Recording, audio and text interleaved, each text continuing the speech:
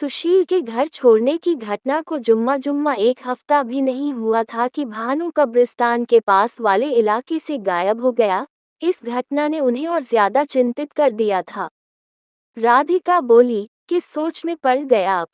सुशील घर छोड़कर गांव के ही सीमा के पास बने छोटे से होटल में रुका हुआ है।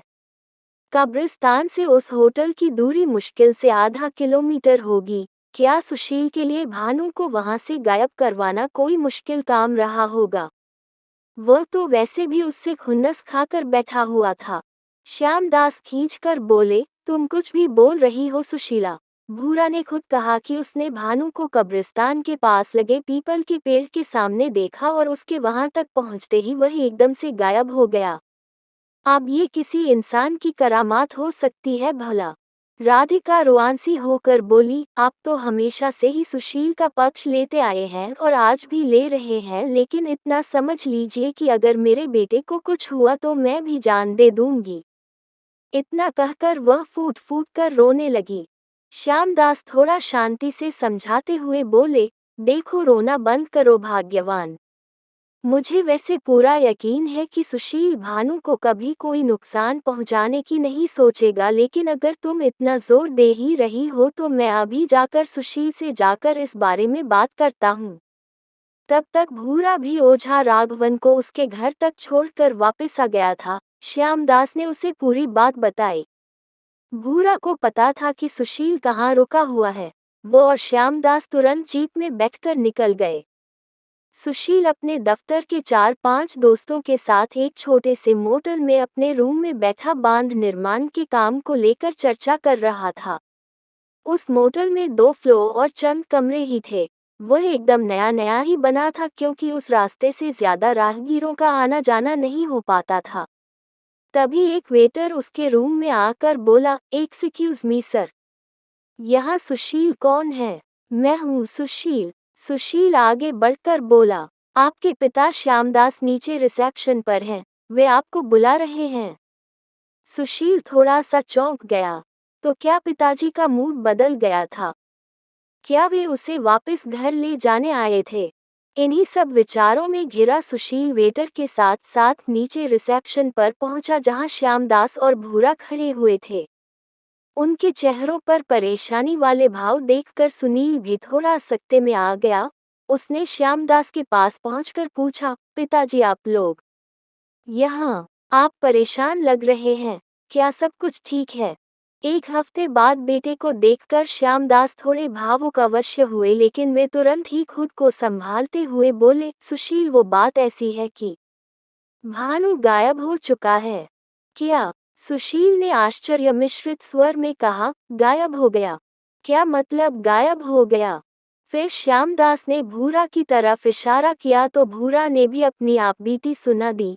ये सब सुनकर सुनील हैरान होकर बोला, क्या भानु 8 बजे से गायब है और आप मुझे अब बता रहे हैं 11 बजे? और ये भूत प्रेत के चक्करों में कहाँ से पड़ गए आप लोग? ऐसा कुछ नहीं होता है।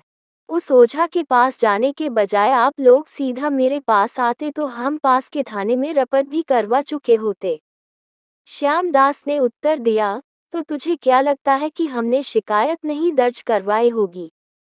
सब कर करा के ही तेरे पास आए हैं तुझे बताने। यहाँ की ढीली ढाली पुलिस से किसी काम की अपेक्षा करना ही व्यर्थ है। वरना लोग पुलिस से पहले ठाकुर श्यामदास के पास क्यों आते अपनी समस्याएं लेकर? सुशील थोड़ा ठंडा पड़कर बोला, फिर क्या पता चला? श्यामदास ने पहले भूरा की तरफ देखा और फिर धीमे से सुशील से बोले, देख बेटा तू गुस्सा मत करना, लेकिन भानु और तेरे बीच कुछ दिनों पहले जो हुआ था, क्या उसे लेकर तेरे मन में कोई कुंठा तो नहीं थी? मेरे कहने का मतलब एक प्रकार से भानु की वजह से ही तुझे घर से निकाला गया था, तो क्या भानु के प्रति कोई द्वेष भाव तो नहीं था ना? सुशील को यह समझने में बिल्कुल वक्त नहीं लगा कि श्यामदास का इशारा किस तरफ है। वह विचलित होकर बोला, कैसी बात कर रहे हैं पिताजी? आप ऐसा सोच भी कैसे सकते हैं? क्या आपको मेरे और भानु के रिश्ते के बारे में नहीं पता? मैं उसे गलती करने पर पीट सकता हूँ, लेकिन इसका मतलब ये तो नहीं कि मैं उसे गायब ही करवा दूंगा। तभी भूरा बीच में बोल पड़ा, नहीं नहीं छोटे साहब जी, मालिक को तो आप पर पूरा यकीन है। वो तो मालकिन को थोड़ा शक हुआ था इसलिए हम आपसे पूछने चले आए। तभी भूरा को एहसास हुआ कि उसकी जुबान से कितनी बड़ी बात फिसल गई है। उसने श्यामदास की तरफ मुड़कर देखा जो उसे ऐसे देख रहे थे जैसे किसी भी पल फाड़ खाएंगे। ये देखकर वह और अधिक सहम गया और नजरें झुका ली। फिर स्थिति को संभालने के लिए श्यामदास ही बोले, ऐसा कुछ नहीं है सुशील जैसा तुम सोच रहे हो। तुम्हारी माँ को भानु की बहुत ज्यादा ही चिंता हो रही थी इसलिए वह कुछ भी बोल रही थी। अब हम चलते हैं। भानु की कुछ खबर मिली तो तुम्हें जरूर बताएंगे। इतना कहकर श्यामदास और भूरा वहां से निकल गए।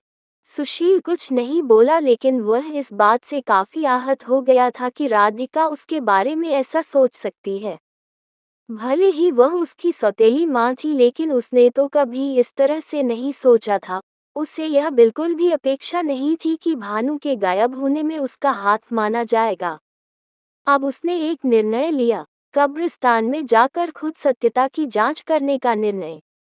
उसे पक्का यकीन था कि अगर भानु कब्रिस्तान के पास से गायब हुआ है तो कब्रिस्तान के आसपास उसे कुछ न कुछ सुराग जरूर मिलेगा जिससे उसे भानु को ढूंढने में मदद मिलेगी।